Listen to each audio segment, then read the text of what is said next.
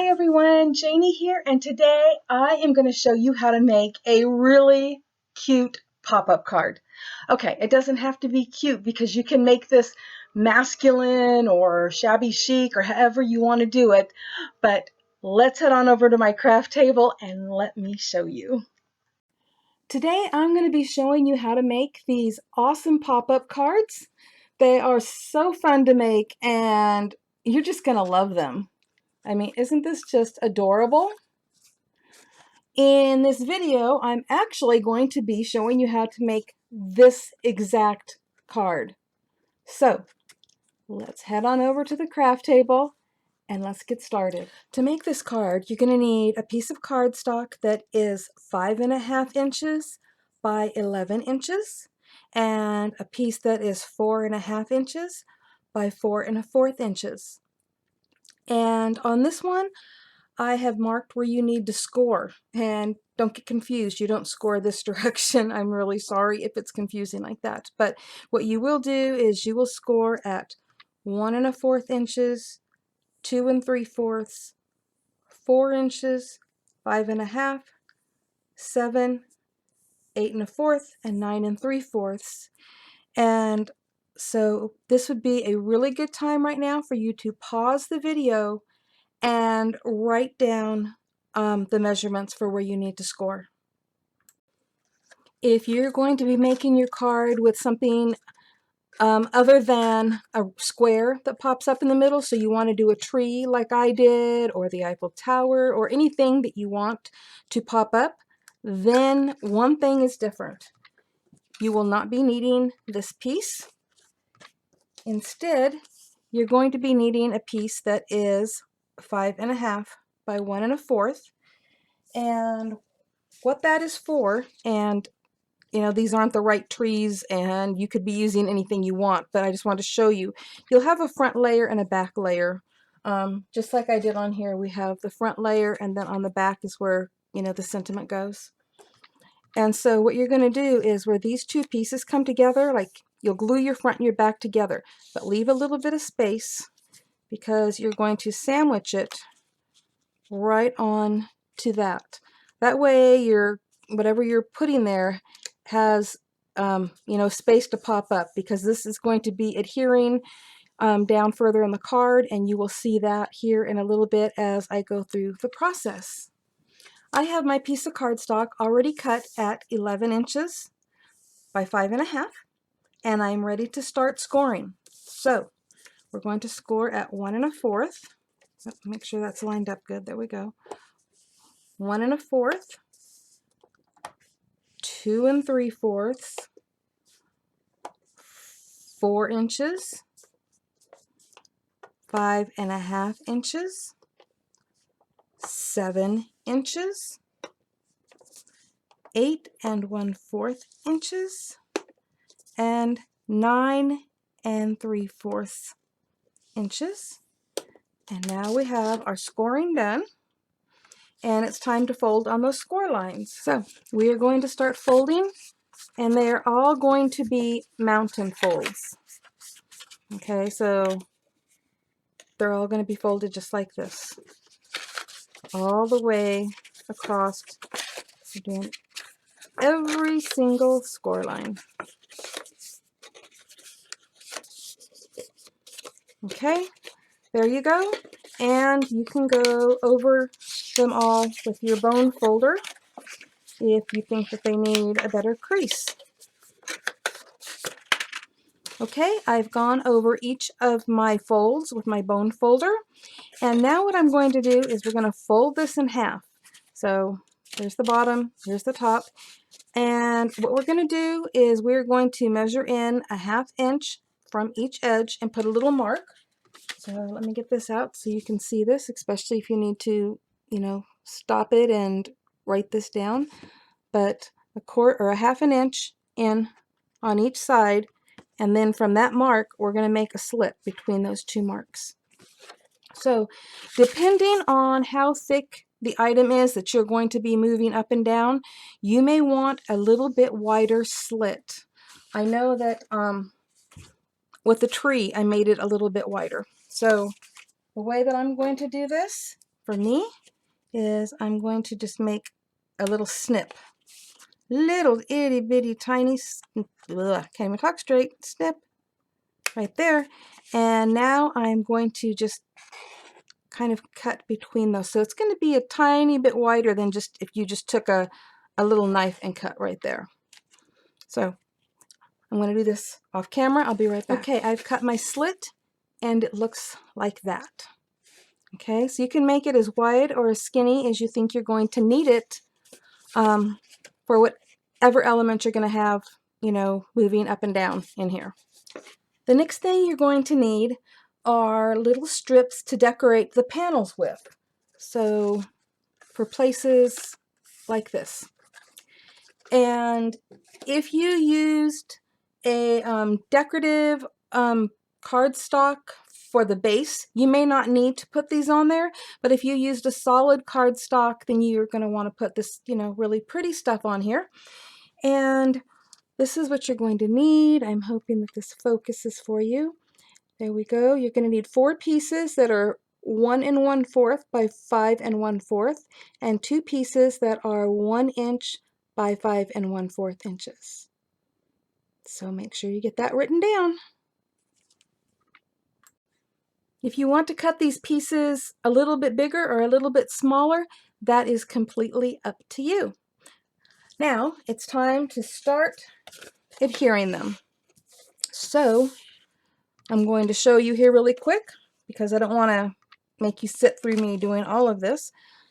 But the ones that, you know, are the bigger size, the 1 1/4 by 5 1/4, it's going to go right here, one on either side of that slit. So on the top panels right there.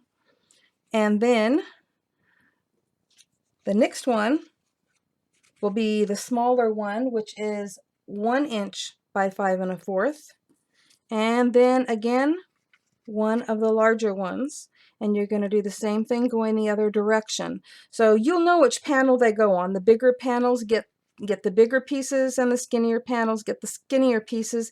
You do not have to do the end panel on either side because they will not be seen, and you'll see that when we start putting this together.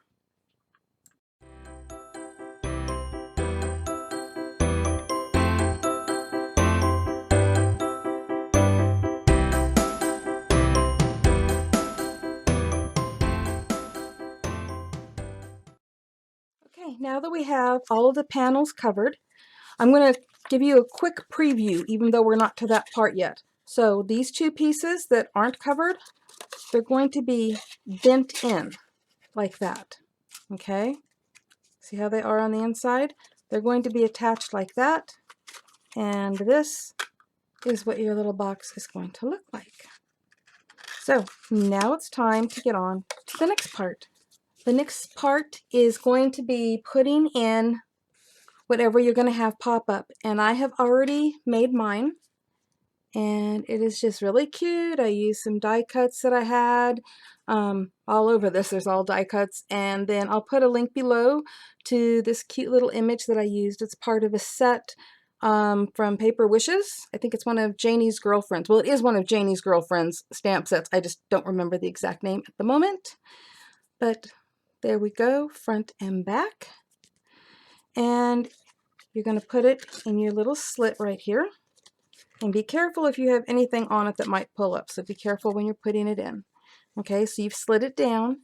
And now we're going to kind of turn this over. We're going to put glue on here. And we are going to glue it to there. Okay, do you see how I have that on there? Because what we're going to do after that is we're going to put glue on here. And we're going to glue this all together. Okay, so it's all right that you're getting glue on these ends because they need to be there anyway. So let's get started.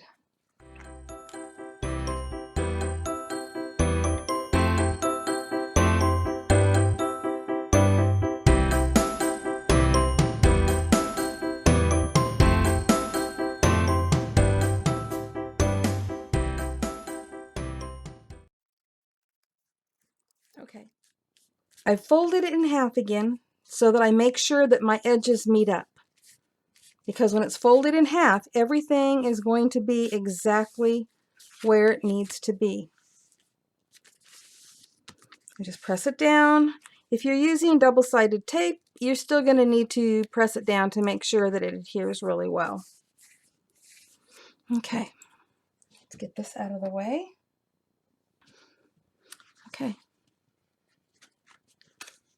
You're just going to push those sides down, and there's your card. But we're not done, or at least I'm not done.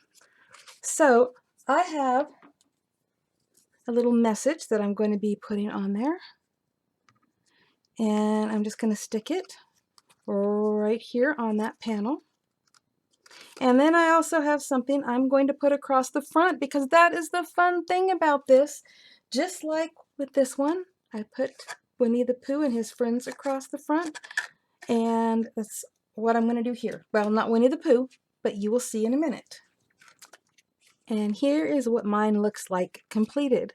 So right in there, put my little hello. Get it up there so you can see it. Got a little fence, little white picket fence on the front with some flowers.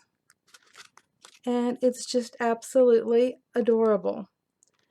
And advice on the part that pops up, do not put things that are dimensional.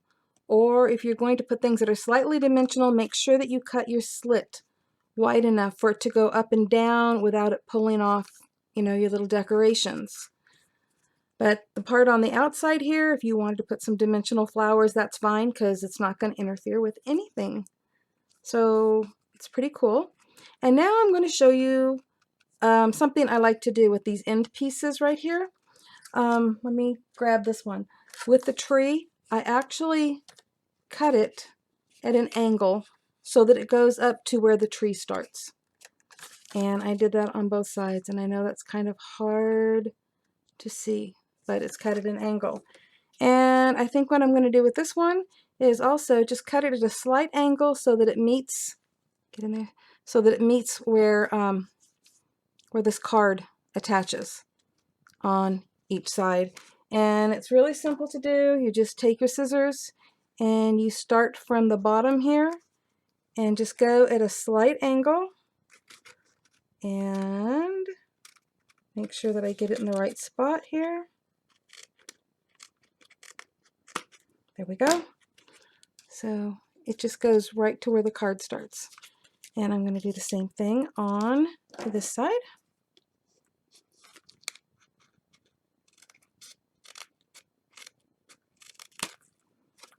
There we go.